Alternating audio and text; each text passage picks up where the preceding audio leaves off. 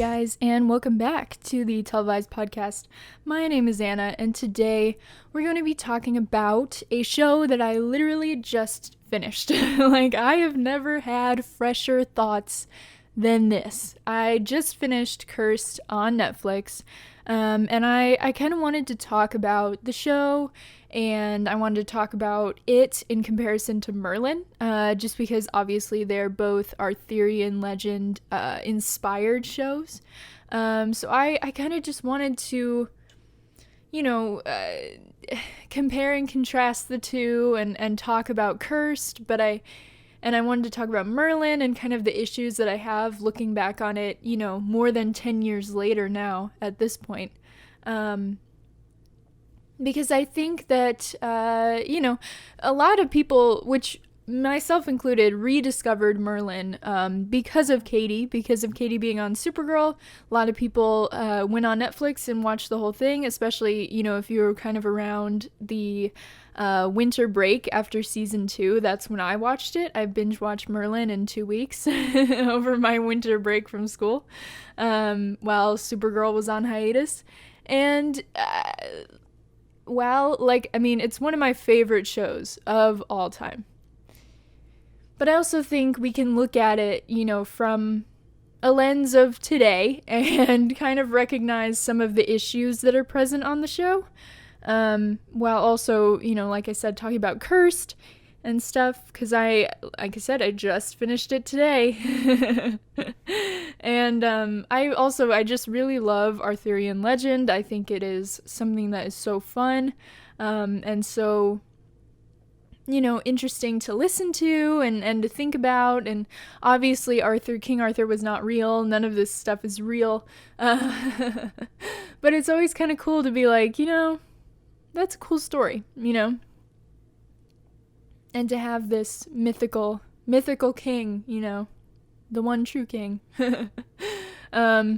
So one thing that I would recommend is, if you're also big on the Arthurian legends, or at least you liked Merlin and maybe you liked Cursed, maybe you've seen them both, I would listen to this podcast. Is called Myths and Legends. That's actually the first podcast I ever listened to. I'm a big history kind of person. I love history. I love, medieval period pieces, stuff like that. And two of the first podcasts I ever listened to, one was Myths and Legends, and then the other one that I tried so hard to get into but I couldn't, was one about the history of Britain, and it just was so boring that I couldn't do it. But Myths and Legends is a really awesome podcast. Like I said, it's probably the first podcast that I ever loved. And if you go through his catalog of, podcast episodes, he's got so many on King Arthur, Knights of the Round Table. There's actually 2 about Morgan Le Fay that I actually haven't gotten around to listening to yet, but I'm really excited to do so, because obviously we all want to know where our favorite character Morgana comes from, So I would definitely check that out. It's a great place to start if you're looking for Arthurian legends, and it's actually it's told in a really, really, really digestible way. He basically takes the legend, and he does not only Arthurian legends, he does so many other things, which is really cool, but he basically reads the old ass, old English texts, and then rewrites them in modern English for us to understand. It's really, really good. I totally fully recommend this podcast. So I just wanted to point that out, because that's where I get a lot of my Arthurian legend from that. So obviously, just a disclaimer, obviously these shows are inherently different. And technically, I really probably shouldn't even be comparing the two just yet, because Merlin obviously is a completed series. It had 5 seasons on the BBC, and then it ended, kind of by choice of the creators. And then Cursed hasn't even been picked up for season 2 yet, but I'm sure it will. It's been in the trending top 10 whatever on Netflix for the past week. So I think it'll get picked up for at least a season 2. But it's kind of anticipated that Cursed is going to have at least 2 seasons. Most Netflix series, they try to end at 3, which doesn't make sense to me, but whatever.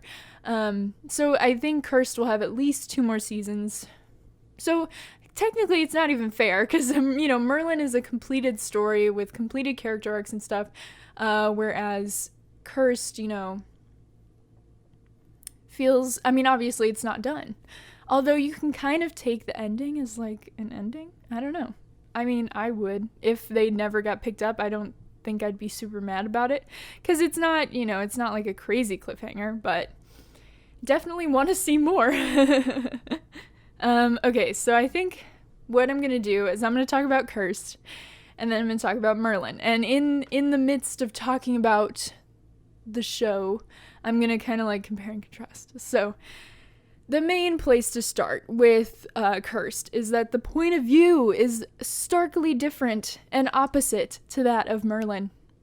In Cursed, the heroes are the Fae, who are the magical people, and the villains in the show are the Catholic Church, Uther Pendragon / kind of the Crown, and the Ice King. Those are all the kind of main villains, as well as Sister Iris, but she kind of blends in with the church at the end. Oh, by the way, this is gonna have like major spoilers.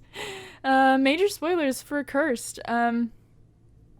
Just so you know, and Merlin. But that show's been off the air for 10 years. I'm not gonna put a disclaimer on Merlin. You should have watched it by now. But I am gonna be talking Cursed spoilers, so sorry.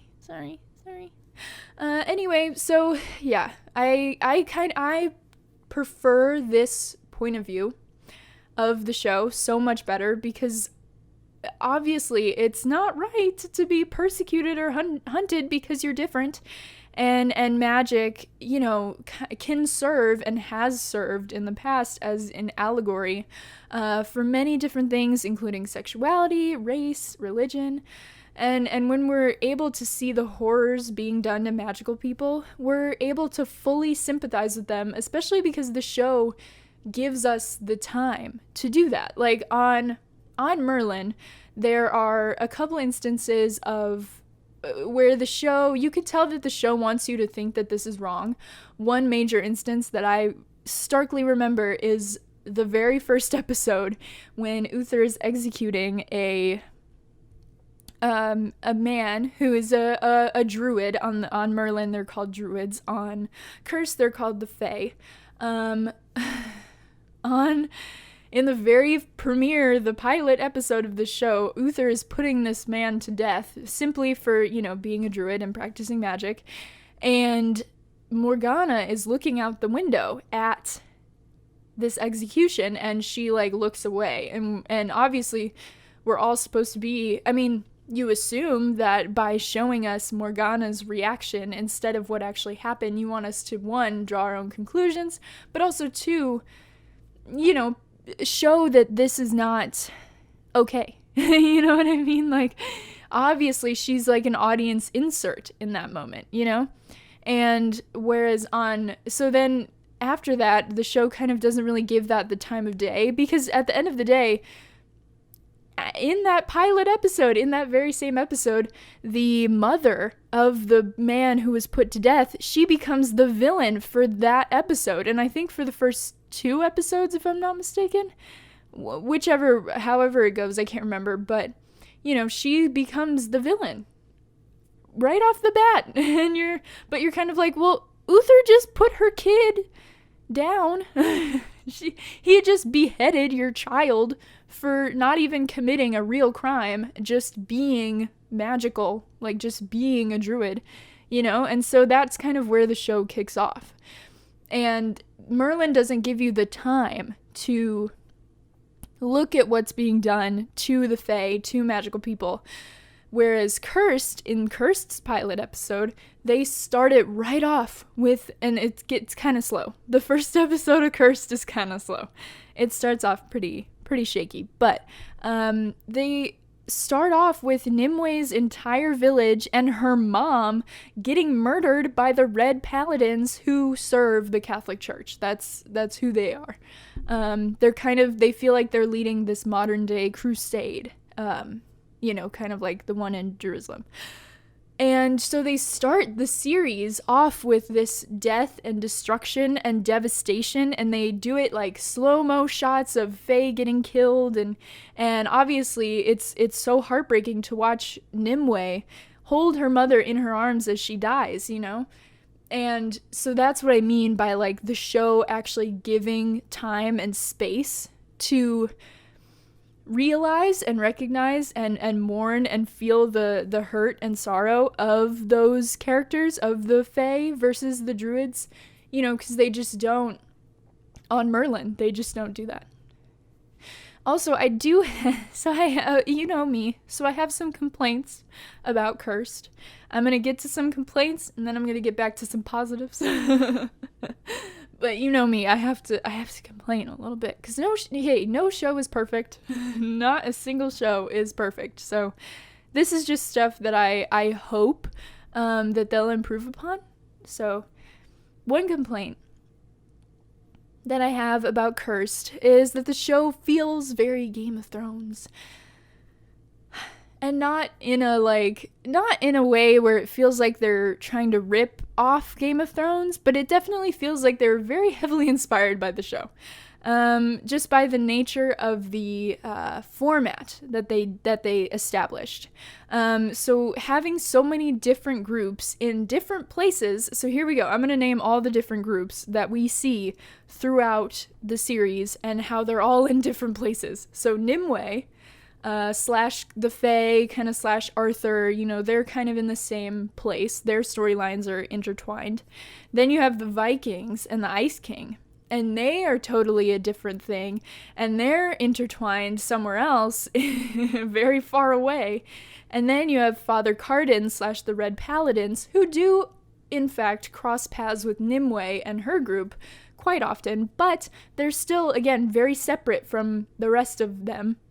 Then you have Uther, Merlin, and the Crown, who are all, again, very separate in very different places on the show. Then you have the Red Spear and Pym, who, again, are all in different places and are in very different parts of the show. And then you have the nuns slash Morgana slash Iris, Sister Iris, which it makes the show, it doesn't make it necessarily hard to follow, but it makes it seem fragmented in a way that I don't feel is positive. And half the time I was asking myself, wait, where's the Red Spear? We haven't seen her in a while. Like, when is she gonna show up? Or, oh my god, I wonder what happened to, what is going on with the Weeping Monk over with Father Cardan. I don't know, because they haven't cut back to that, And so it just kind of feels like this whole season was a build-up to get them all together, which I really appreciate that at the end, the characters basically are all together, all in the same place, and you're only jumping between two different locations and kind of two different stories being told. At the end of the series, there are, I think 3 episodes where all the characters are basically together. It's after the Fae take Grimmaire, which is a city that was previously occupied by paladins, but is ultimately controlled by Uther Pendragon, because he is the King of England. And so Nimue and her gang are all there, and so Morgana's there too, Arthur. Sister Iris is there, which is, again, another facet. All the Fae are there. And then, on the other side of this, you have Father Cardan, Uther Pendragon, and the Ice King all set up camp in a different place. So it's nice, because then you're only dealing with 2 fractions of the story, 2 fragments, two facets of the story to actually keep track of and deal with. And it's much more... I just think it works better to jump between them, because you can it's just nice to know that they're all in the same place and you don't have to worry or think, well, where are we now? Where did we go now? Oh my god. Because there's this one storyline where Merlin goes way off to go find this creepy leper guy, and I'm like, oh my god, what is happening? Literally, what is happening? What is going on? Oh my god. So in the end, it just became much more enjoyable now that they are all together and kind of in the same place and dealing with the same thing, you know? It's one cohesive story now, you know, that they're all together. So another issue that I have is the Arthur and Nimue relationship. I know what you're thinking. I promise I'm not heterophobe. I can like men and women in relationships on television. I promise I can do that. But this one is another one where it's just poorly written. You know, like, oh my god. So, well, okay, here. I love Chloe and Lucifer. That is it. They're my favorite headship in the whole world. Love Chloe and Lucifer. Love Delicity. I love Brainy and Nia, but Nimue and Arthur is just not it. So there's this scene in episode 10, right at the beginning, where they're having an awkward, like, morning after scene. But for me, it falls flat, since I'm not even sure how we got there in the first place. Because the thing is that it makes sense, and this is going to be kind of confusing, but hear me out, follow along. So it makes sense in terms of where Nimue and Arthur are trying to be, because at the end of episode 9, Nimue reveals that she is going to give herself up to Uther Pendragon, and Arthur's like, what? And then they bone. And so that makes sense. It's like, okay, you guys have been flirting since, you know, episode 5 or so, episode 5 maybe, and now you're gonna bone, because you might not see each other again. That's the thing, is like Arthur's about to go off and lead the Fae to ships on Nimue's command, and Nimue's gonna go sacrifice herself. And so I'm like, okay, that makes sense. That makes total sense. Done, dusted, got it, cool.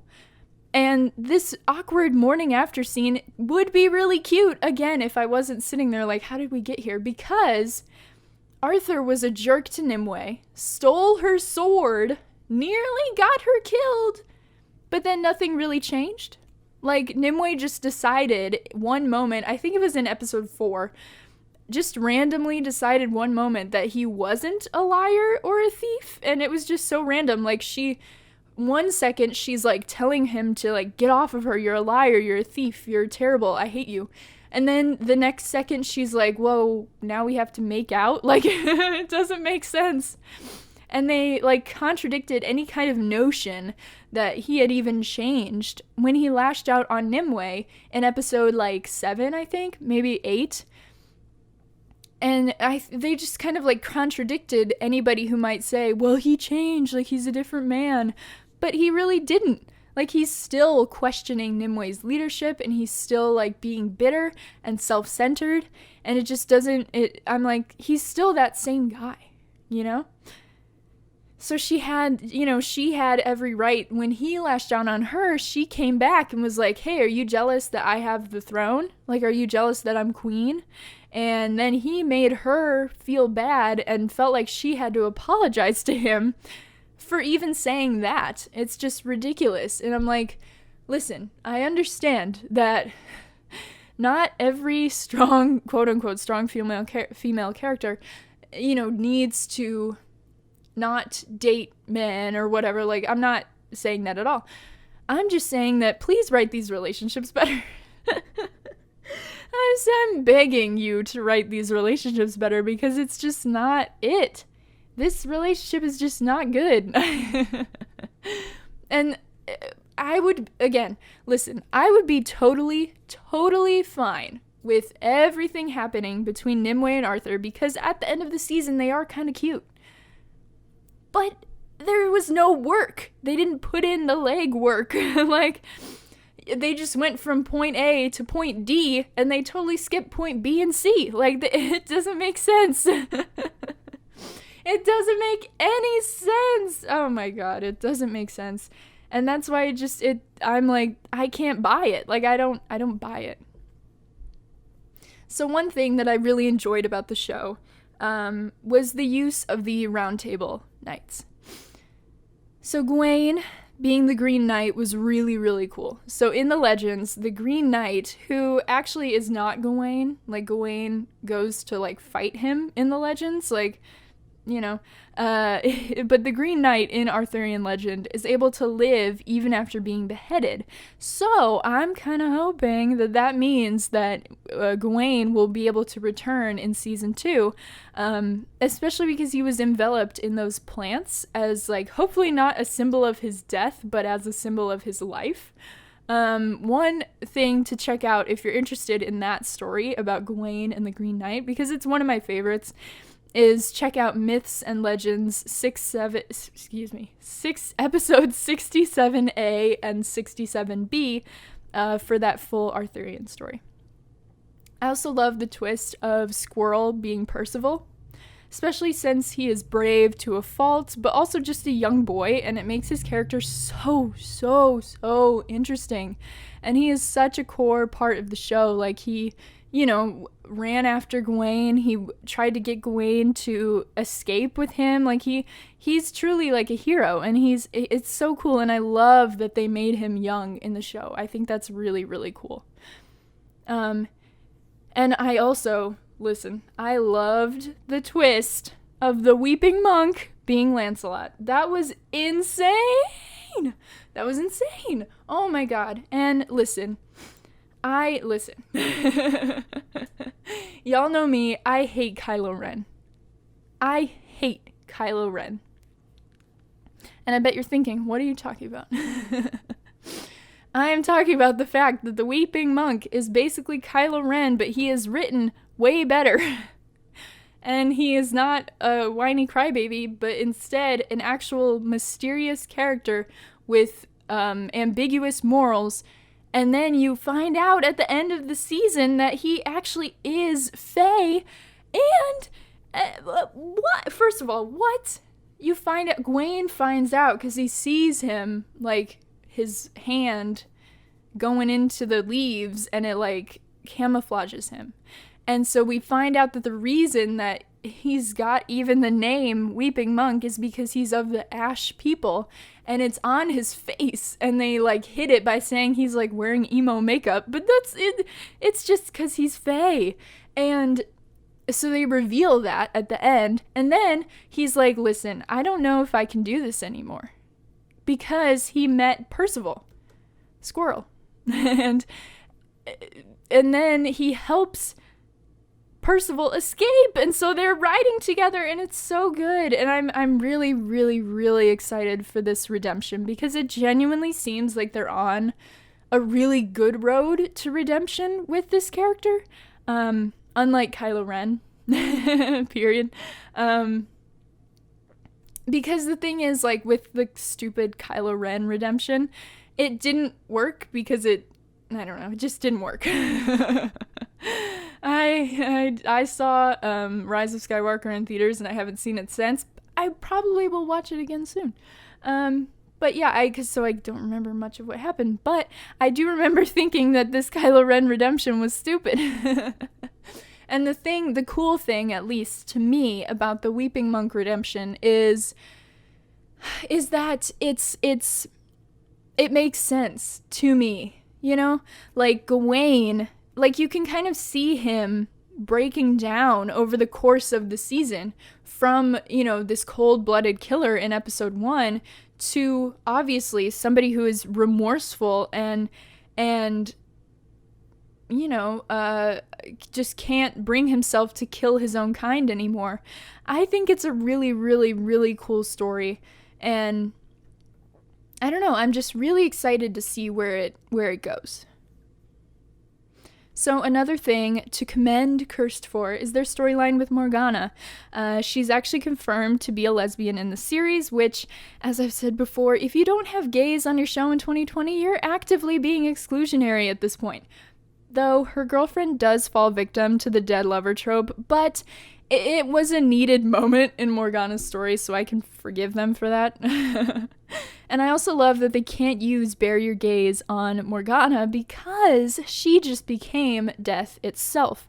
And this is one thing that I really like about this show, is that the Morgana on Cursed is entirely and totally different from the Morgana on Merlin, who was so repressed and so, because here we have Morgana on Cursed actively kissing women, like fully confident in who she is and in her own convictions, and then also becoming, this great powerful being of the widow. And on Merlin, Morgana was so repressed and so, betrayed and lied to and led astray that she was just a shell of a person by season 5, So I genuinely really am enjoying this story. And I think, honestly, if you're a fan of Katie's Morgana, I would watch this show just because it's such a cool take on the character. It's a much different take on the character. And obviously, this is not me saying to like compare the two or whatever. I just think it's if you liked Morgana, you'll love this Morgana, and thinking about the possibilities of if Katie's Morgana had gotten this kind of treatment, you know what I mean? Like, how cool would it have been if she had not been so goddamn repressed, like if she was able to not only explore her feelings for women because she clearly was gay on the show, but also just like to embrace her powers, because Morgana on Cursed at the end of season 1 is already in that position to, to be fully herself and fully capable of what she's gonna do within the restraints of her powers. You know what I mean? Like, she's fully in control of her powers and she's not hiding from them. And at the end of season 1 of Merlin, we had Morgana actively not knowing that she was,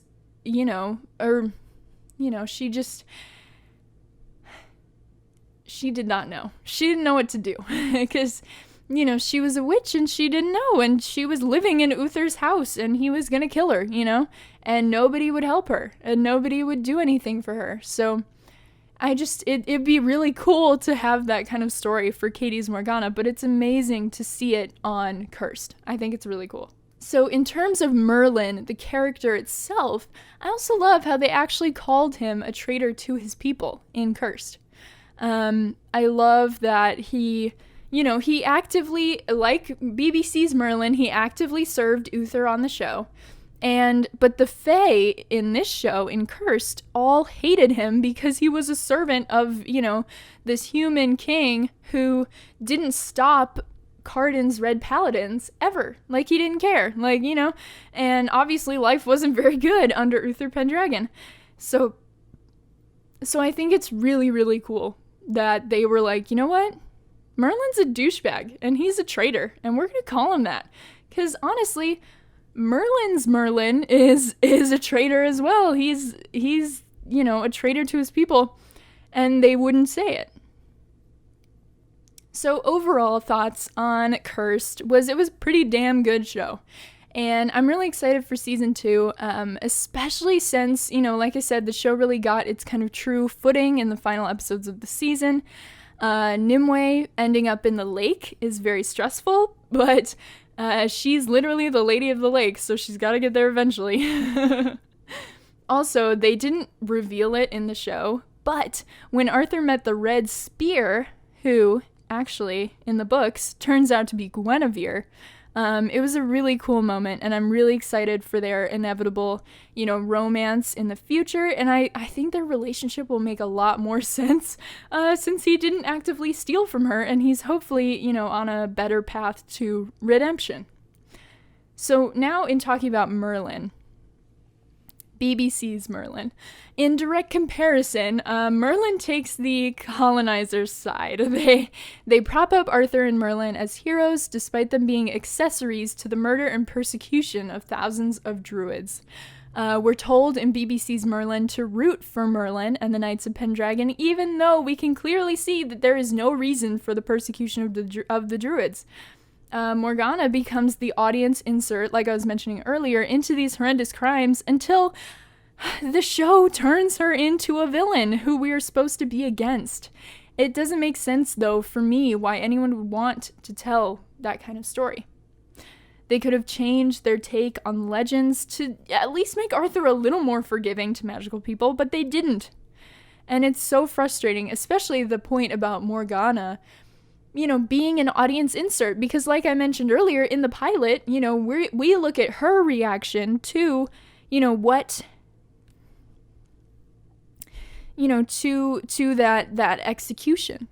And so we're supposed to be horrified by it as well. So she's the audience insert there, and she's the one with the most sympathy towards the druids. Obviously, she's the one who takes in, oh god, that little blue-eyed guy. Oh no, what's his name? Oh no. Mordred, that's who it is. It's Mordred. So, we see her have the most sympathies towards druids out of all the main characters. And obviously later we find out because she is one. But it's because, and then the show turns her into a villain. But I still take her as kind of the audience insert, because she's literally like, why are you killing us? And Uther's like, shut up, witch. And what's really frustrating is at the end of the series, all we're left with is Gwen on the throne with surely no idea of what her reign could possibly be like. And Merlin walking along the street, obviously, it feels like, it's like, this is the end. Like, you look at Merlin and you feel like he's failed on his mission, of creating, oh god, what did they want to call that, no, Albion, right? Whatever, I don't know. Creating the perfect kingdom for druids and men alike, He's clearly failed in that mission. And speaking of Merlin himself, BBC's Merlin was also a traitor to his people. He hid his own true nature just to watch as so many of his kind were killed by both Uther and Arthur. All the word of some dumbass dragon. That's why he did all of this. Oh my god. And the show always treated him like a hero, but I'll always be a Merlin anti for this reason. He was the true villain of the show. I really like comparing Kirst's Merlin to BBC's Merlin because, you're able to kind of see that they're both very similar characters. Obviously, Kirst, he's kind of a drunkard and he doesn't have magic anymore, so he's kind of lowly and weird. But on Merlin, he's a bit more, obviously he's younger, he's livelier. But at the same time, they kind of do the same things where, on Kirst, he's, Uther's, regent magician and does all of his bidding, and on Merlin at the end he reveals to Arthur that he is in fact a druid, and he's like, I will do your bidding, even though he's been doing his bidding for years and years and years. It's crazy. And I appreciate Kirst for doing what Merlin would not, which I guess fine, he's the title character, but I feel like, again, they could have told a much better story had they not stuck so strictly to their guns, because, again, they teased, villain Morgana from, the very first season with, what was that episode called? Is it called The Witch's Quickening, or the whatever? In that episode, that's kind of the first instance that we see of Morgana with her powers, but also kind of the idea of Morgana being evil in the future. And I feel like they just set themselves up too quickly and they could have changed and altered their route, but they were obviously so dead set on the Destiny storyline, obviously with the dragon and everything, that I feel like it kind of was detrimental to their overall cause. But that's just me. And Morgana, on the other hand, was the true hero of the show for me, and I will always be a Morgana apologist because she was simply fighting for the right to exist within that world, and yet they made her to be a monster. She was simply fighting for the bare minimum existence of the druids, And for them to villainize her so deeply on the show is ridiculous. And listen, I know she did some bad shit, but guess what? Uther did bad shit too, and y'all like him. Arthur did horrible stuff, and y'all like him. Don't come at me, Merlin fans. Merlin the character fans. Another thing that I feel like Merlin falls a little short on in comparison to Cursed is that most of the Roundtable Knights didn't have very interesting or separate stories. Only Gawain and Lancelot had any kind of story separate from the other knights, and the other ones were just kind of filler, which is why, like I was saying earlier, I really appreciate Cursed Percival, because he's just not some big buffed up dude. He's a little kid with a heart of a lion which is who Percival like really is at the core of the character. And I know I'm sitting here and I'm bashing on Merlin, but like I said though, Merlin is one of my favorite shows of all time. I think it handles its characters really well. I think it handled its storylines really well. It was much less busy than Cursed. And I also appreciate how it wasn't so gory because I'm a baby when it comes to that. I also like that it was shot on film because it makes the show seem more immersive and it gives, such a wonderful softness to the show. And that is just like obviously personal preference, but that's one of my favorite things about Merlin is that because it makes you feel like you're watching a period piece, And overall, I mean, the storytelling on Merlin was great and the characters were great, but just it wasn't a perspective that I liked or a perspective that I think would necessarily even hold up to this day. You know what I mean? Like, I don't know what would happen if Merlin were airing today instead of, when did it start? 2008? I don't know what would have, I don't know. Because, as much as it wasn't even that long ago, it was also kind of a different time. And I think today, especially with the way that, trans people are being attacked by not only the United States government, but also just for existing, specifically Black trans women. And also, people's fights about immigration and stuff like that. And fighting against people who are a different religion than them, a different race, a different this, a different that.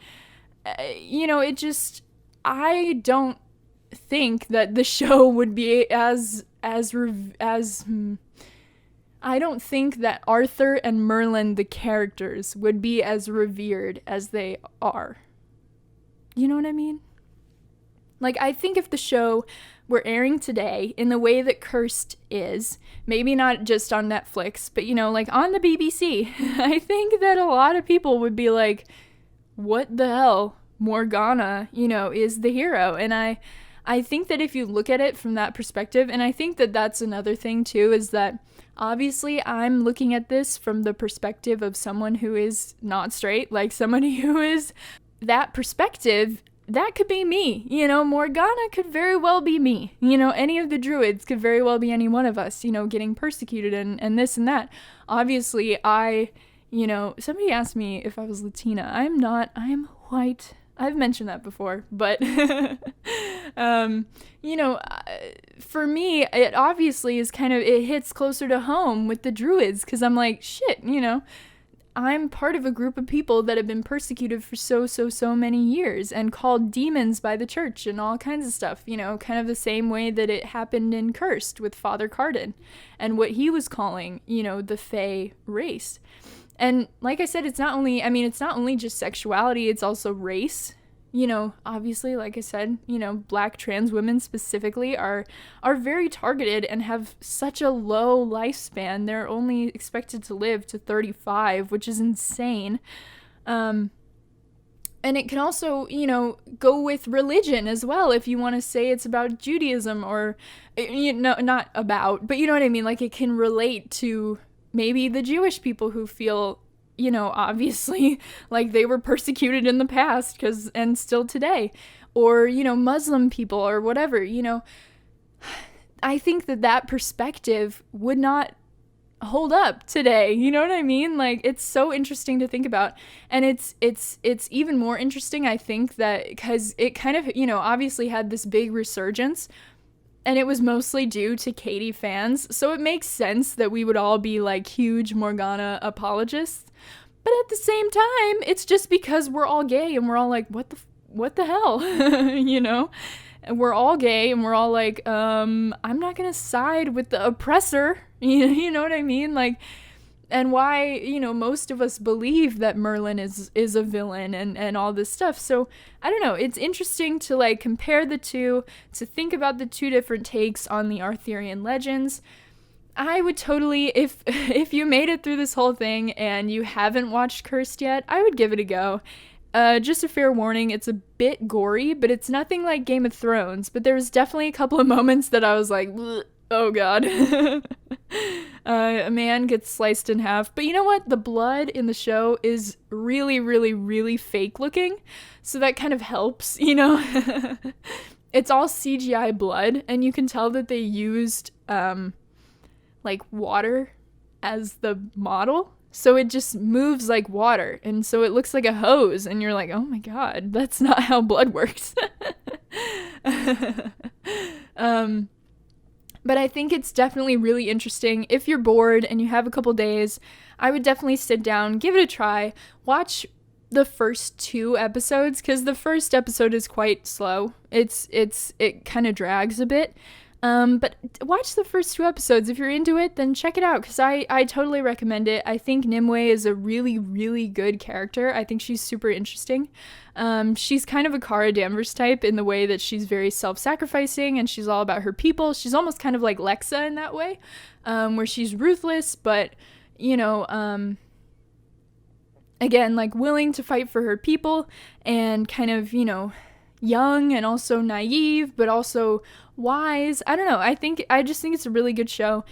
It wasn't my favorite or anything. Like, I wouldn't put it up there with Merlin, but I definitely did enjoy it. And like I said, I think it's a really good perspective and a really cool perspective to have, especially during a medieval show. Like I said, there's like gays in it and stuff, so I think it's really good. I liked it. I liked it a lot. So yeah, give it a watch if you haven't. And if you haven't watched Merlin, go give that a watch, because it's, like I said, it's one of my favorite shows. Katie does some of her best. Katie McGraw, if you don't know who I'm talking about, sorry. Just assume you all know who I'm talking about. But Katie McGraw, who plays Lena Luthor on Supergirl, she plays Morgana. That was basically her first role, and she does some of her best work on Merlin. It's so good. It's so good. And also Merlin is just like goofy and silly. That's one thing about Cursed and Merlin that you can kind of compare and contrast, is like just the tone of the show.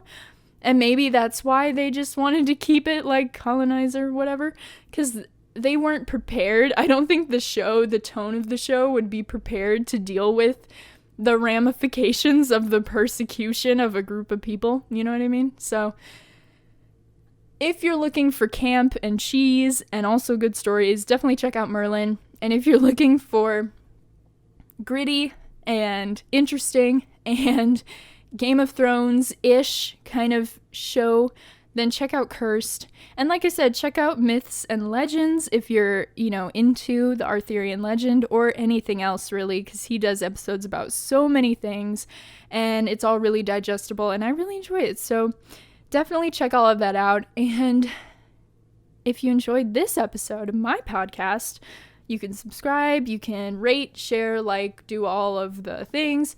And let me know in the comments, if you're watching on YouTube, let me know what you thought about Cursed if you've watched it, or what you thought about Merlin if you've watched it, or, whatever. Let me know your thoughts. I want to know. And also, you could tweet me at Televised Pod. Let me know, again, kind of what you thought of Cursed, what you thought of Merlin, that kind of thing.